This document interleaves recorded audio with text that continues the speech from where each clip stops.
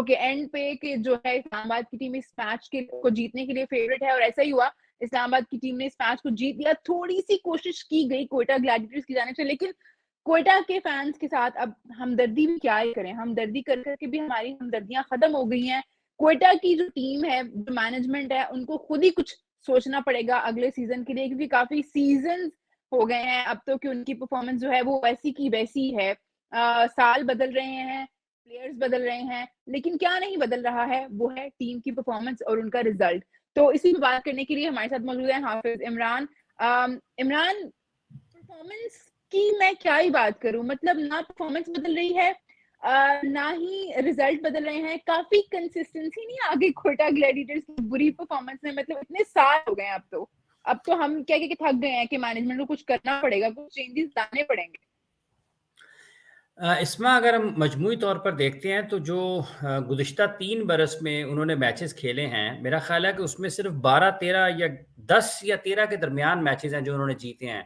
जितने भी मैचेस उन्होंने खेले हैं, 30-32 जितने भी मैचेस उन्होंने खेले हैं, तो ये बहुत हुँ, नताइज के एतबार से ख़राब है। और उससे पहले अगर आप उनका देखते हैं 2016 से 18 तक या 2016 से बिल्कुल। 20 तक की जो विन परसेंटेज है, वो लगभग 60% से ज़्यादा है। ये अदाद-ओ-शुमार है, मैं यकीनी तौर पर कहीं न कहीं गलत ज़रूर होऊँगा, इसमें थोड़ी बहुत ऊँच-नीच हो सकती है।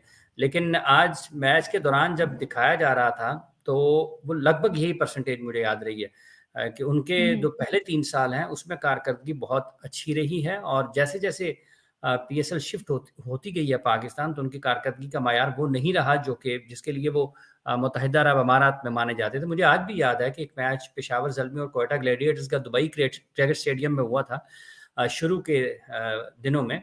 तो आप यकीन करें कि इतना क्राउड था क्वेटा और पेशावर के उस मैच को देखने के लिए कि आपको ऐसे लगता था जैसे कि गद्दाफ़ी स्टेडियम में या नेशनल स्टेडियम कराची में मैच हो रहा है या पेशावर के किसी स्टेडियम में मैच हो रहा है। इतनी इतनी जोश और जज़्बे के साथ और इतनी बड़ी तादाद में लोग वहाँ पर मौजूद थे दुबई के स्टेडियम में उस मैच को देखने के लिए।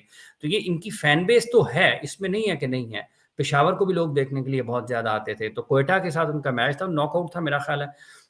तो उसपे बहुत ज़्यादा लोग थे। तो ये लोग इनको देख पसंद तो करते हैं, इसमें तो कोई शक नहीं है। लेकिन जब आप मुसलसल हारते चले जाते हैं तो फिर सवालात उठते हैं। आपकी आपकी आप सिलेक्शन के ऊपर भी उठते हैं, आपके खेल के ऊपर भी उठते हैं और आपकी कारकर्दगी पर तो यकीनी तौर पर सवालात लोग लोग नहीं देखना चाहते ना, क्योंकि किसी एक भी टीम की कारकर्दगी अगर मुसलसल इतनी खराब रहती है, तो फिर वो मजमूई तौर पर जो इवेंट का हुस्न है, उसके ऊपर असरअंदाज होती है।